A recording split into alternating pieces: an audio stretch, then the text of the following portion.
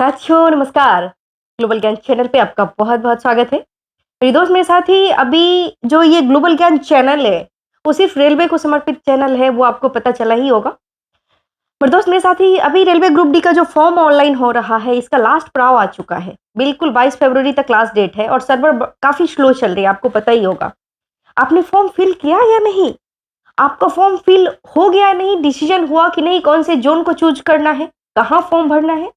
अगर अभी तक यह आपने डिसीजन नहीं किया, तो एक बार मैं पुनः आप सभी को बताना चाहूँगी कि जो भी बॉयज़ हुए हैं, जो भी बॉयज़ कैटेगरी के कैंडिडेट्स हैं, उनके उनमें कुछ कैटेगरी में बताना चाहूँगी जो प्लस है, उनके लिए बताना चाहूँगी। बॉयज़ के लिए क्या-क्या ऑप्शन हो सकता है? बस एक बार और, ये लास्ट टाइम है आप सभी का कि आपको बोर्ड चूज़ करने में थोड़ा-सा मैं मदद कर दूँ, है ना?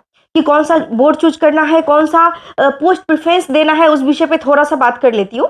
तो अगर आप कोई रिस्क नहीं लेना चाहते अपने जीवन में, चाहते हैं कि नहीं इस साल वाला में हमें हो जाए। देखिए सीट कितनी है उससे हमें कोई मतलब नहीं।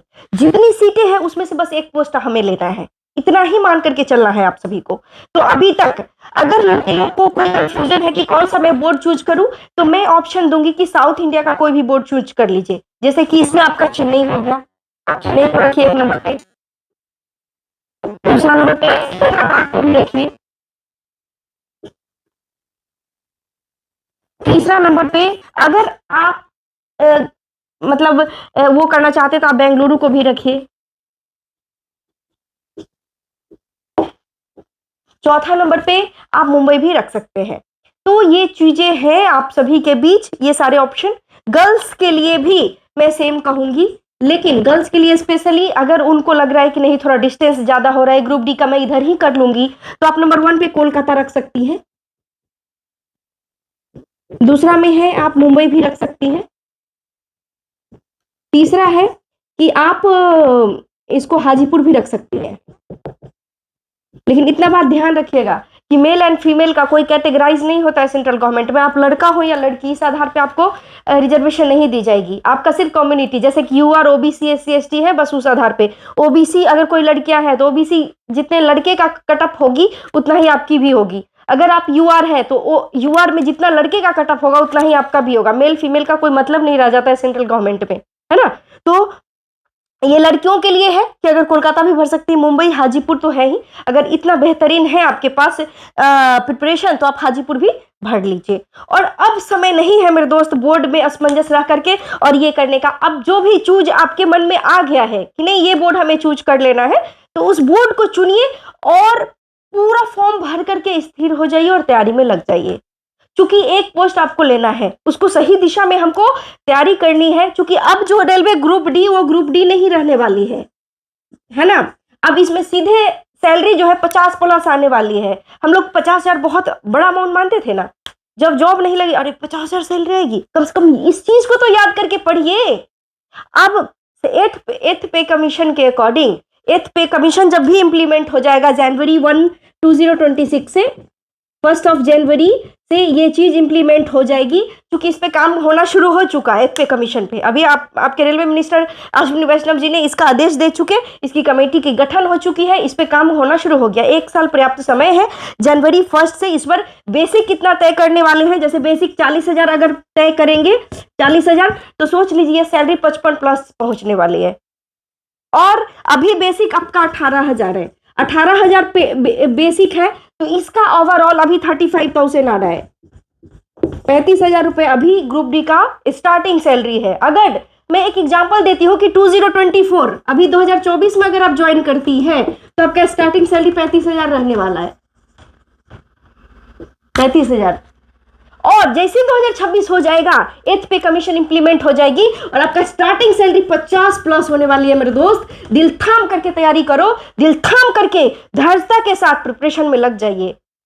पूरा का पूरा मैं कहती हूं ना कि एक दिन का आप शेड्यूल बनाइए, 50 गो मैथ बनाइए मेरी दोस्त, 200 रीजनिंग बनाइए मेरी दोस्त, 200 साइंस पढ़िए मेरी दोस्त। ये इस पर देखिए, जितने भी मेल कैंडिडेट्स एंड फीमेल सभी के लिए मैं बोलती हूँ, स्पेशली फीमेल को भी मैं स्पेशली ये इसलिए बोल रही हूँ कि अपने पैर पर खड़ा होना सीखिए।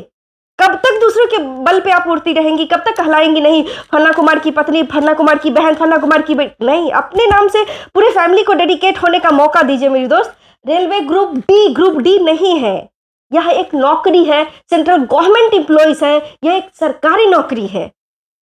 ये सब कुछ छोड़ दीजिए, जो चीजें चल रही नहीं नहीं करना ही है तो मैं अच्छा यूपीएससी क्रैक करूंगी ना, ये ग्रुप डी क्यों करना है? करना है तो मुझे यूपीएससी बीपीएससी करेंगे ना, ग्रुप डी क्यों करना है? अरे भैया ग्रुप डी की भी नौकरी नहीं मिल रही है, ऐसे नहीं मिल रही है।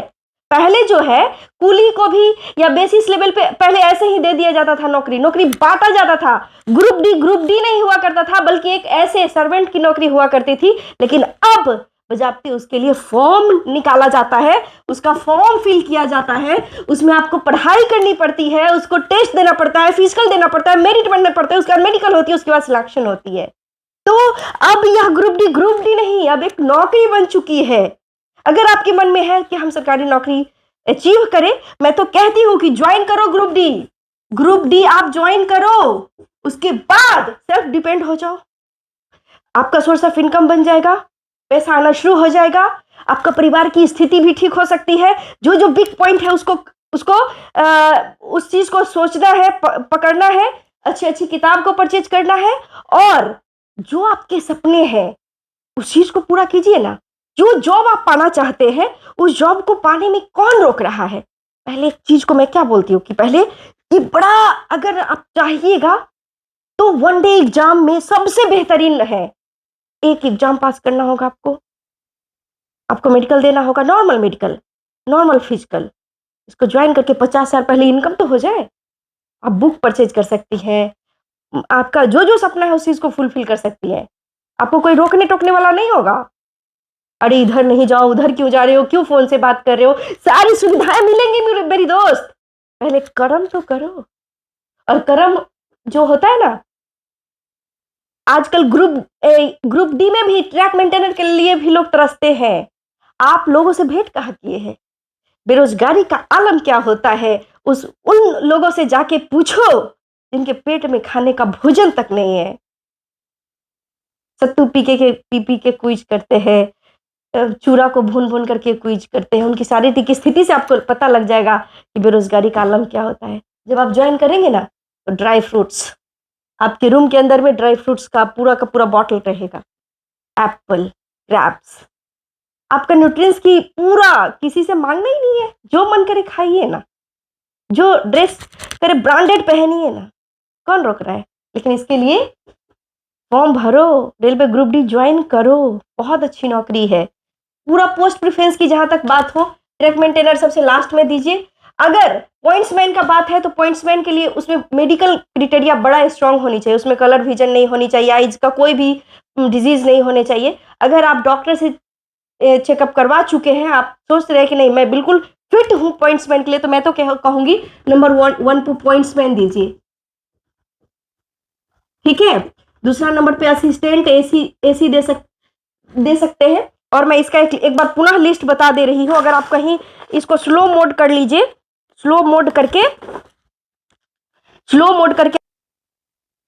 तो आप नंबर 1 पर असिस्टेंट वर्कशॉप लिख सकते हैं, दूसरा नंबर पे assistant TL and AC workshop दे सकते हैं, तीसरा नंबर पे असिस्टेंट एएल एंड एसी लिख सकते हैं। इसमें मेडिकल क्राइटेरिया सब में C1 है, A1 है, नहीं है फिर भी चलेगा, B1 है, नहीं भी है तभी भी चलेगा, C1 भी है सबसे लास्ट, वो भी चलेगा। चौथा नंबर पे पॉइंट्समैन दे दीजिए। अगर मेडिकल फिट है तो एक नंबर पे मेडिकल फिट, कुछ डाउट है कि नहीं हमने चेकअप नहीं करवाया है, फोर्थ नंबर पे उसको दे दीजिए। फिफ्थ पे असिस्टेंट ऑपरेशन इलेक्ट्रिकल दे सकते हैं, इसमें भी C1 और B1 मेडिकल कैटेगरी चाहिए।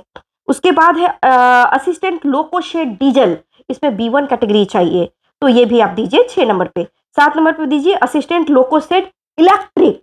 आप थोड़ा स्लो वीडियो को स्लो स्पीड करके इस चीज को अगर चाहे तो मेंशन कर सकते हैं, नहीं तो मेरा वीडियो ऑलरेडी अपलोड किया हुआ है, उसमें भी जाकर के आप देख सकते हैं, वो मैंने बोर्ड पर भी पूरा का पूरा लिख करके बताया हुआ है। अगला आप 8वां पे दीजिए असिस्टेंट TRD, उसका 9वां पे दीजिए असिस्टेंट ब्रिज, और 10वां पे दीजिए असिस्टेंट कैरेज एंड वैगन, 11वां पे दीजिए असिस्टेंट AL, और उसके बाद जो है, जो 14 पोस्ट है, उसके बाद जो जैसा जैसा है आप हूबहू भी दे सकते हैं। डिसीजन आपका 1 से 2 पर ही हो जाता है। रेलवे का जो इनर पार्ट्स है वो 1-2 पर ही पूरा का पूरा डिसीजन हो जाती है। तो मेरे दोस्त, मेरे साथी, पूरा फॉर्म भर दीजिए। अब आज 18 तारीख हो चुके हैं, बिल्कुल समय नहीं है। साइट स्लो भी हो रही है। समय दे करके पहले फॉर्म भर लीजिए, उसके बाद क्विज, डिस्कशन, सेट प्रैक्टिस होते रहेगा, लेकिन अभी फर्स्ट प्रायोरिटी अपने फॉर्म को दीजिए। ऐसा ना हो, क्योंकि कई एक बार स्लो हो जाने की वजह से टाइम एक्सटेंड भी नहीं करता है। साइट स्लो कर देगा पर उसका डेट एक्सटेंड नहीं करेगा, तो क्या करेंगे बताइए ना। सपने तो सपने रह जाएंगे। तो इसीलिए इन चीज़ों से बचने के लिए फॉर्म पहले भर लीजिए। अब सब लास्ट टाइम आ चुका है। बोर्ड का भी बहुत सारा वीडियोस मैंने अपलोड किया हुआ है, उसको भी जाके देखिए अगर कंफ्यूजन है तो। मेरे ख्याल से पटना बोर्ड अभी थोड़ा सा हाई कटअप जा रहा है, तो आप अगर दूसरा बोर्ड भी चूज करके आप भर सकते हैं। पहले तो जॉब को अचीव कीजिए, उसके बाद सीधा वार्ड कीजिए। ये जो है ना, पेन और पेंसिल का हथियार, इसका मुकाबला कोई नहीं कर सकता है इस धरती पर आपके साथ। वही आपके पास हथियार है, वही वीपन्स है आपका। तो उस चीज़ को आप ज़रूर कर लीजिएगा। पहले फॉर्म भर लीजिए। बहुत बहुत सारे ज़ोन आपके बनाए गए हैं, है ना? तो ये सारे में से कोई एक ज़ोन को चूज़ करके और फॉर्म भर लीजिए। उसके बाद सेट प्रैक्टिस हर चीज़ होती रहे। उतनी बुरी नहीं, कोई नौकरी बुरी नहीं होती आज के युग में, है ना? तो थैंक यू वेरी मच। जय Hind, bye bye, love you. और आपके रेलवे के रिगार्डिंग, पोस्ट के रिगार्डिंग और आपका ज़ोन के रिगार्डिंग कोई भी क्वेरीज़ है तो आप हमें कमेंट सेक्शन में मेंशन कर सकते हैं। वीडियो कैसा लगा ज़रूर मेंशन कीजिएगा। थैंक यू वेरी मच और मुझे बहुत बेसब्री से इंतज़ार होता है आपके कमेंट सेक्शन का। Thank you very much. जय हिंद।